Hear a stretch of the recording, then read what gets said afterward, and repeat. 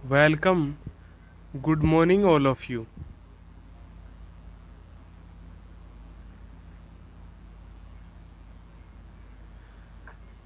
तो माइक्रोबायोलॉजी के अंदर आज का लेक्चर आपका किसके ऊपर है? टुडेज लेक्चर ऑन न्यूमोकोकस, यानी आज का लेक्चर न्यूमोकोकस बैक्टीरिया पे है, जो कि एक इम्पोर्टेंट बैक्टीरिया है। और न्यूमोकोकस के बारे में क्या आज उसकी मॉर्फोलॉजी, उसके कल्चर और क्या है उसके टॉक्सिन्स, पैथोजेनिसिटी और लैब डायग्नोसिस के बारे में डिस्कस करेंगे आज के लेक्चर में कि क्या क्या होते हैं और कौन सी चीज़ मोस्ट इम्पोर्टेंट है। तो सबसे पहले देखिए न्यूमोकोकस है क्या। तो pneumococci are normal commensal of the upper respiratory tract, यानी न्यूमोकोकस क्या है? नॉर्मल कोमेंसल, यानी जो कॉमन कंडीशंस में प्रेजेंट रहते हैं किसके अंदर? अपर रेस्पिरेटरी ट्रैक्ट के अंदर, यानी वहीं पे प्रेजेंट मिलेंगे वो। नेक्स्ट, कोमेंसल का मतलब वहीं रहते हैं, हैबिटेट है उस जगह के। They are important pathogen of pneumonia and otitis media in children, यानी ये क्या है कि इम्पोर्टेंट पैथोजन है किसके? न्यूमोनिया के। ठीक है, यानी खांसी जुकाम जो रेस्पिरेटरी ट्रैक्ट से रिलेटेड डिजीज होती है उसके पैथोजन है। और ओटाइटिस मीडिया इन चिल्ड्रन, यानी बच्चों के अंदर कान के अंदर क्या है, इनसे रिलेटेड इन्फेक्शन होता है। Next, they are reclassified as streptococcus pneumoniae, इनको क्या है कि अपन दोबारा क्लासीफाई कर सकते हैं किसके अंदर? स्ट्रेप्टोकोकस न्यूमोनिया के अंदर या न्यूमोनिल के अंदर।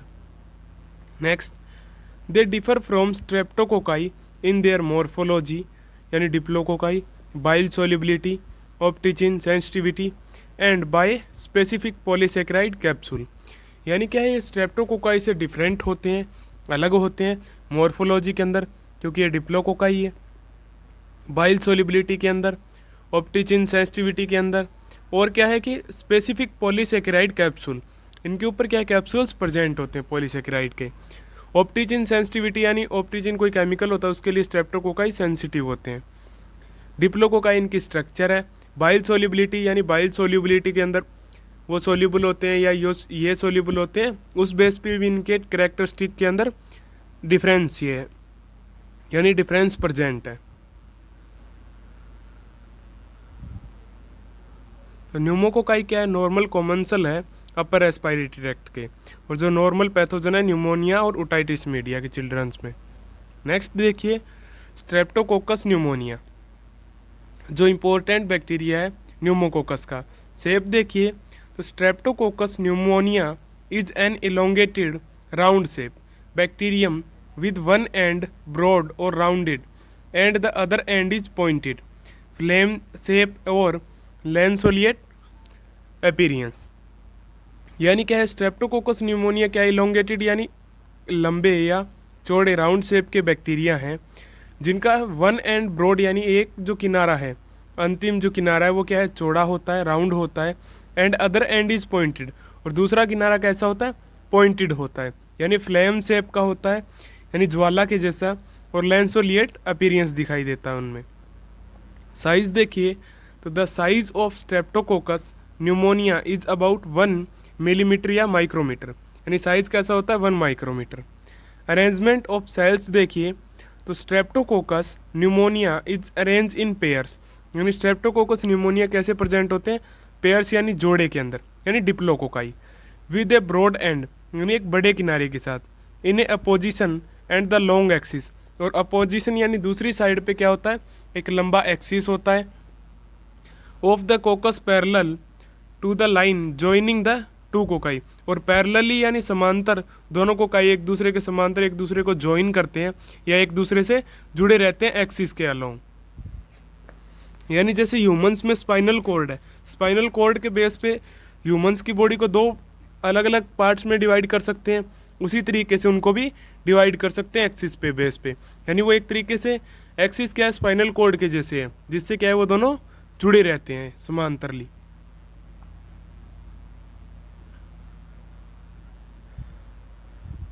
तो स्ट्रेप्टोकोकस न्यूमोनिया क्या है कि पेयर्स में प्रेजेंट होते हैं, जो ब्रॉड एंड इन अपोजिशन, यानी बड़े किनारा, तो एक साइड में तो बड़ा किनारा होता है और अपोजिशन में क्या है? लॉन्ग एक्सिस प्रेजेंट होता है, जहाँ पे 2 कोकाई एक दूसरे के साथ जुड़े रहते हैं, इसीलिए इनको क्या बोलते हैं? डिप्लोकोकाई बोलते हैं, क्योंकि ये पेयर्स में प्रेजेंट होते हैं।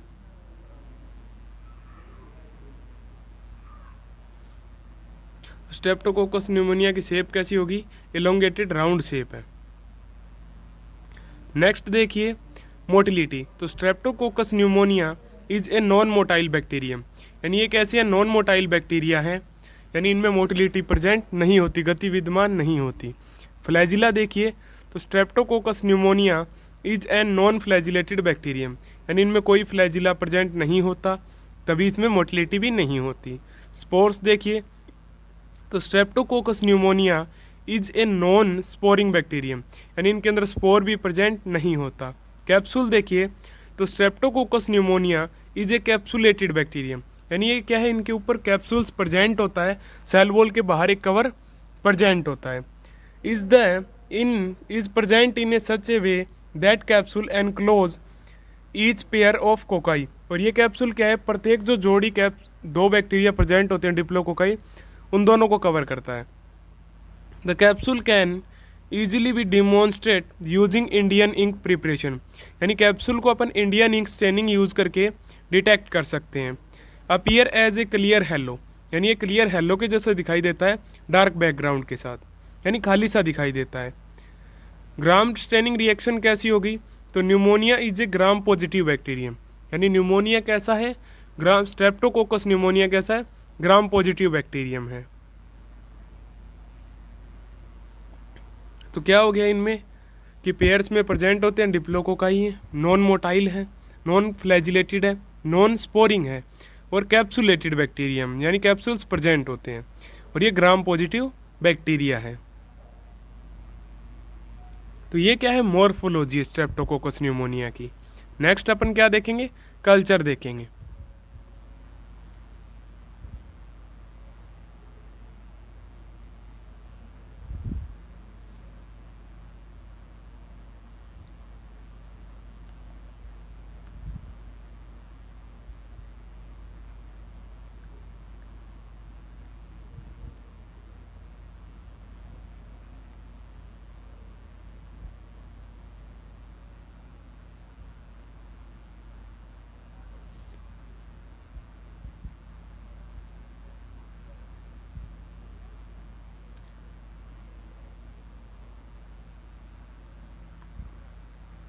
कल्चर्स में देखिए कि एरोब्स एंड फैकल्टेटिव एनारोब्स, यानी एरोब्स यानी ऑक्सीजन की प्रेजेंस में ग्रोथ करते हैं, और फैकल्टेटिव एनारोब्स का मतलब क्या है?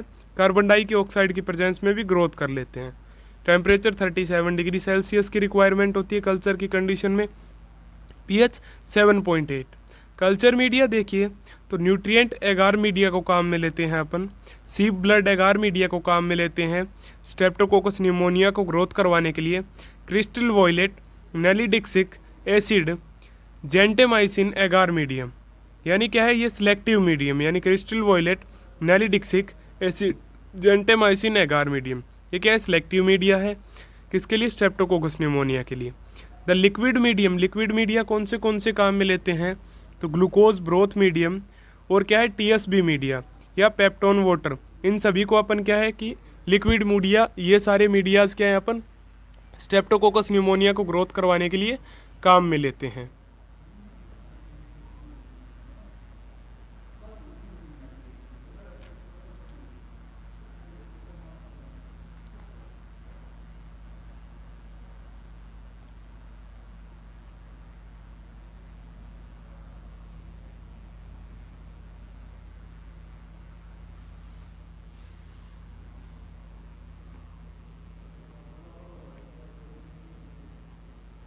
तो कल्चर में तो क्या हो गया कि ये ऑक्सीजन की प्रेजेंस में और कार्बन डाइऑक्साइड की प्रेजेंस में दोनों में ग्रोथ कर सकते हैं।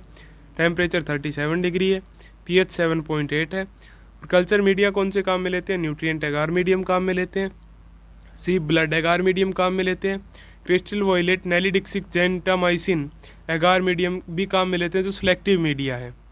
और द लिक्विड मीडियम कौन सा है? तो ग्लूकोज ब्रोथ और पेप्टोन वाटर और टीएसबी को काम में लेते हैं। नेक्स्ट देखिए कॉलोनीज।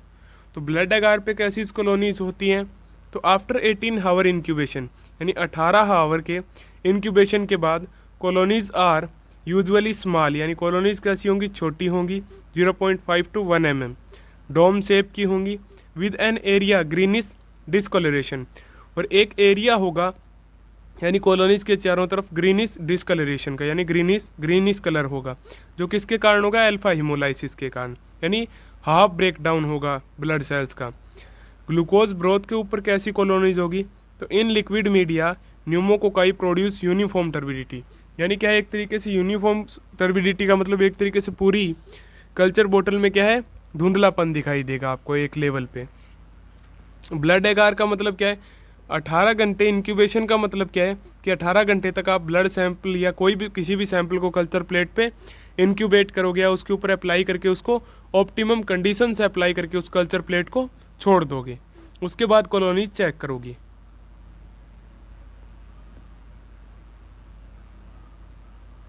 और कॉलोनीज कैसी होगी ब्लड एगार पे, तो डोम शेप की होगी, स्मॉल होगी, छोटी होगी, और कॉलोनीज के चारों तरफ ग्रीनिश डिस्कलरेशन होगा, जो किसके कारण होगा, अल्फा हिमोलाइसिस के कारण। और हिमोलाइसिस के टाइप आपने किस में पढ़े हैं, स्ट्रेप्टोकोकस में।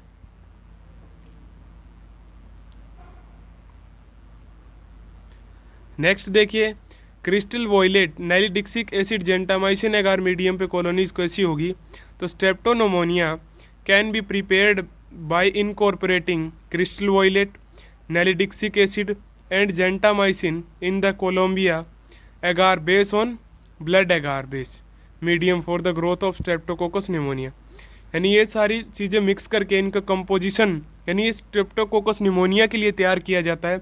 क्रिस्टल वॉयलेट को मिक्स करके, नैलिडिक्सिक एसिड को मिक्स करके, जेंटामाइसिन को मिक्स करके, और कोलंबिया एगार बेस या ब्लड एगार मीडियम पे इनको मिक्स कर दिया जाता है सारी चीज़ों को। और ग्रोथ कैसी आती है, स्ट्रेप्टोकोकस न्यूमोनिया की अच्छी ग्रोथ आती है क्योंकि सिलेक्टिव मीडियम है, और कॉलोनीज वही डोम शेप होगी। डायमीटर कितना होगा, 0.5 to 1 mm तक।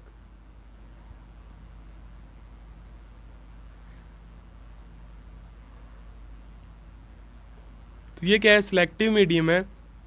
ये वाइवा के अंदर पूछा जा सकता है आपके प्रैक्टिकल्स में कि स्ट्रेप्टोकोकस न्यूमोनिया के लिए कौन सा कल्चर मीडियम अपन काम में लेते हैं, तो crystal violet nalidixic acid gentamicin एगार काम में लेते हैं, यानी CVNG medium.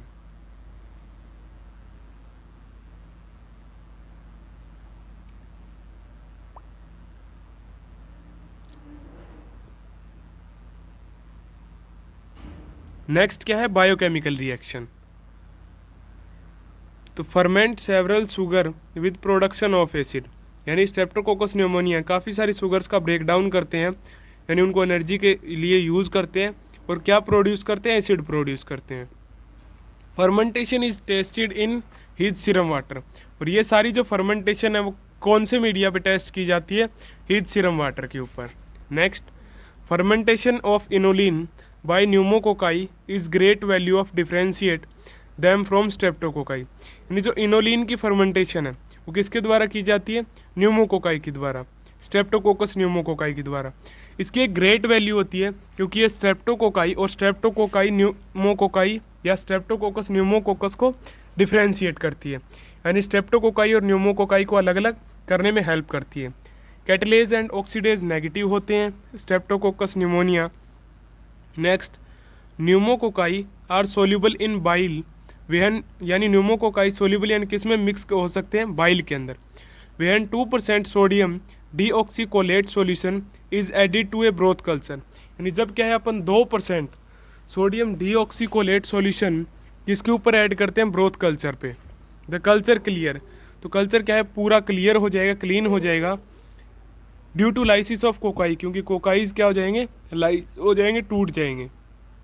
10% deoxycholate clear the colonies on culture in the few minute, और अगर अपन 10% डीऑक्सीकोलेट लेंगे तो वो कल्चर मीडिया को या कल्चर ब्रोथ को जल्दी क्लियर कर देगा कुछ ही मिनटों में, बिकॉज लाइसिस ऑफ न्यूमोकोकाई अकर, क्योंकि न्यूमोकोकस की क्या हो जाएगी, लाइसिस हो जाएगी, उनकी जो कॉलोनीज डेवलप हुई है कल्चर ब्रोथ पे वो क्या हो जाएंगी, लाइज हो जाएंगी, वो ख़त्म हो जाएंगी।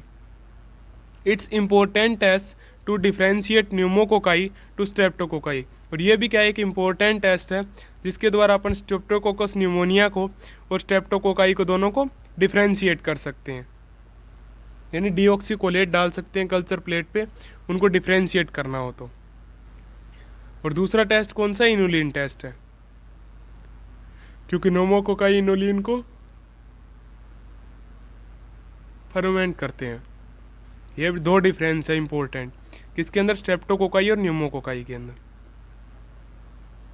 नेक्स्ट देखिए रेजिस्टेंस।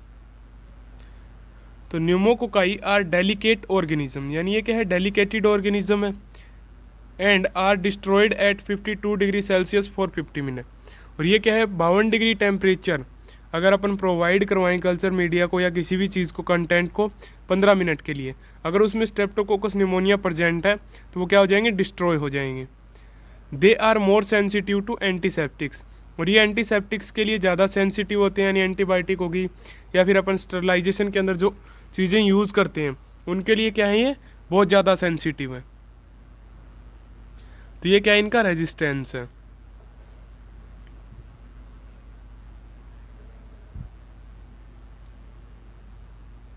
रेजिस्टेंस यानी विरोधी कितने हैं, कब तक ये सर्वाइव कर सकते हैं, वो चीज़ है ये। तो ये 52 डिग्री के टेम्परेचर पे 15 मिनट के बाद किल हो जाएंगे। नेक्स्ट देखिए पैथोजेनेसिस, यानी डिजीज कौन सी कोज करते हैं। तो streptococcus pneumoniae is one of the most common bacteria causing pneumonia both lobar and broncho pneumonia. यानी ये क्या है कि स्ट्रेप्टोकोकस न्यूमोनिया एक मोस्ट कॉमन पैथोजन है या सबसे कॉमन बैक्टीरिया है जो न्यूमोनिया कोज करता है, यानी रेस्पिरेटरी ट्रैक्ट से रिलेटेड डिजीज कोज करता है। यानी दो प्रकार का न्यूमोनिया कोज करता है, लोबर यानी लोब्स के अंदर, और क्या है, ब्रोंकियो यानी ब्रोंक्यूल्स के अंदर। Next, streptococcus pneumoniae is the second most important cause of pyogenic meningitis after Neisseria meningitis. This disease is more common in children. यानी स्ट्रेप्टोकोकस जो न्यूमोनिया है वो सेकंड यानी दूसरा बैक्टीरिया है जो पायोजेनिक मेनिंजाइटिस कोज करता है, किसके बाद में, ब्रेन के अंदर। मेनिंजाइटिस का मतलब ब्रेन में। किसके बाद, पहला बैक्टीरिया कौन सा है, नाइजेरिया मेनिंजाइटिस है जो ब्रेन के अंदर या चिल्ड्रंस के ब्रेन के अंदर डिजीज कोज करता है। तो नाइजेरिया मेनिंजाइटिस के बाद सेकंड कौन सा है, स्ट्रेप्टोकोकस न्यूमोनिया जो पायोजेनिक मेनिंजाइटिस कोज करता है। Next, pneumococcus may also produce empyema या pericarditis, otitis media, suppurative arthritis, usually a complication of pneumonia. यानी स्ट्रेप्टोकोकस न्यूमोनिया क्या क्या कर सकता है, एम्पीमा यानी कोई इन्फ्लामेशन डेवलप कर सकता है, पेरिकार्डियाइटिस का मतलब होता है सूजन, यानी हार्ट के पार्ट्स के अंदर क्या है, सूजन कोज कर सकता है, ईयर के अंदर कोई प्रॉब्लम कर सकता है ओटाइटिस मीडिया के अंदर, और सुपोर्टिव आर्थराइटिस यानी जॉइंट्स के अंदर पेन कोज कर सकता है, या जॉइंट्स के अंदर इन्फ्लामेशन होगी तो उनकी वजह से भी पेन होंगे। और ये सारी कॉम्प्लिकेशंस किसके साथ होते हैं, न्यूमोनिया के कारण या न्यूमोनिया के साथ, या स्ट्रेप्टोकोकस न्यूमोनिया के सारे कॉम्प्लिकेशन होते हैं। यानी ये सारी डिजीज़ और वो साथ में क्रिएट कर सकता है ह्यूमन बॉडी में।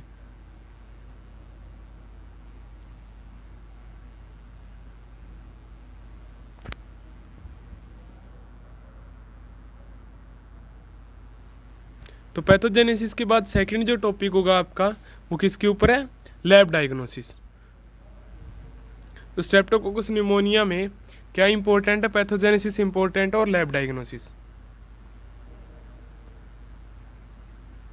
लैब डायग्नोसिस देखिए कि स्पेसिमेन को अपन कैसे कलेक्ट करते हैं। तो क्लिनिकल सैंपल्स क्या क्या काम में लेते हैं, जैसे स्पूटम ले लिया क्योंकि रेस्पिरेटरी ट्रैक्ट से, CSF ले लिया तो पायोजेनिक मेनिंजाइटिस अगर डिजीज़ होगी तो, या प्लूरल एक्जिड्यूट फ्लूइड ले सकते हैं, यानी प्लूरल फ्लूइड ले सकते हैं यानी लंग्स से, या फिर क्या है, ब्लड ले सकते हैं according to the site of lesion, यानी जिस जगह पे आपके लीजन है या घाव है या प्रॉब्लम है उस जगह से अपन स्पेसिमेन कलेक्ट करते हैं। Blood culture is useful in pneumococcal septicaemia, और ब्लड कल्चर सबसे इम्पोर्टेंट है किसके लिए, जब कोई न्यूमोकोकस बैक्टीरिया सेप्टिसीमिया डिजीज़ कोज करता है, यानी ब्लड के अंदर इन्फेक्शन कोज करता है। नेक्स्ट देखिए कलेक्शन एंड ट्रांसपोर्ट। तो all the specimen should be collect in Sterlite container under all aseptic condition, यानी जो स्पेसिमेन है सारे के सारे उनको आपको स्टराइल कंटेनर के अंदर कलेक्ट करना है, एसेप्टिक यानी सारी रूल एंड रेगुलेशंस को फॉलो करते हुए। और स्पेसिमेन कौन से हो गए, स्पूटम हो गया यानी कफ, CSF हो गया सेरिब्रोस्पाइनल फ्लूइड हो गया, या फिर प्लूरल फ्लूइड हो गया या ब्लड हो गया। They should be process immediately, और इनको जल्दी से प्रोसीड करते हैं। CSF sample should not be refrigerated. CSF के सैंपल को अपन कभी भी रेफ्रिजरेट यानी फ्रीज में नहीं रखते, ठंडा नहीं करते, क्योंकि अगर CSF के अंदर H इन्फ्लुएंजा बैक्टीरिया का या फिर अदर कोई बैक्टीरिया का इन्फेक्शन हुआ तो वो क्या है, कोल्ड टेम्परेचर पे किल हो जाते हैं, लाइज हो जाते हैं। तो उनको ज़िंदा रखने के लिए अपन CSF को कभी भी रेफ्रिजरेट नहीं करते।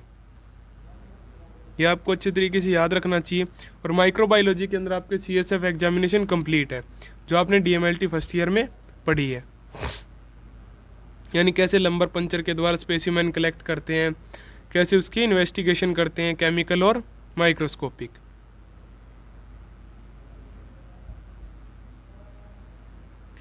नेक्स्ट देखिए कि direct microscopy and antigen detection, यानी डायरेक्ट माइक्रोस्कोपी में क्या करते हैं और एंटीजन डिटेक्शन में, तो gram staining of smear reveals a large number of polymorphs and typical organism. यानी ग्राम स्टेनिंग के द्वारा या ग्राम स्मीयर के द्वारा अपन काफ़ी सारे पॉलीमोर्फ्स को डिटेक्ट कर सकते हैं, या फिर जो ऑर्गेनिज्म यानी टिपिकल ऑर्गेनिज्म यानी स्ट्रेप्टोकोकस न्यूमोकोकस की जो स्ट्रेन है, प्रजाति, उसको डिटेक्ट कर सकते हैं।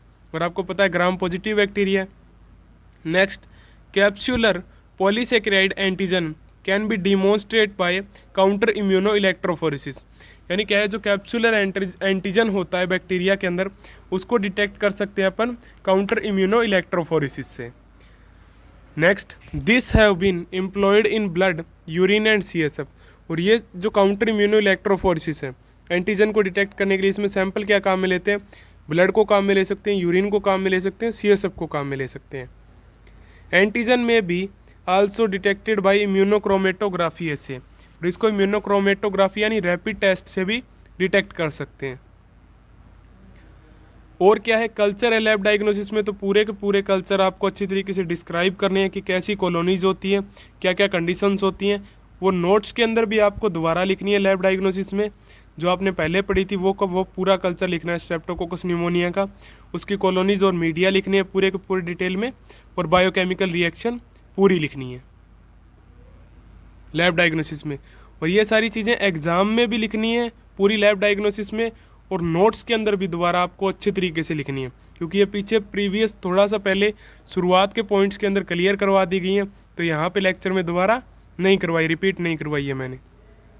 आप इसको खुद के बेस पे कंप्लीट कर सकते हो, और नोट्स में भी कंप्लीट करना है, और एग्ज़ाम के अंदर अगर क्वेश्चन आता है तो वहाँ पे भी पूरा का पूरा कंप्लीट करना है लैब डायग्नोसिस में।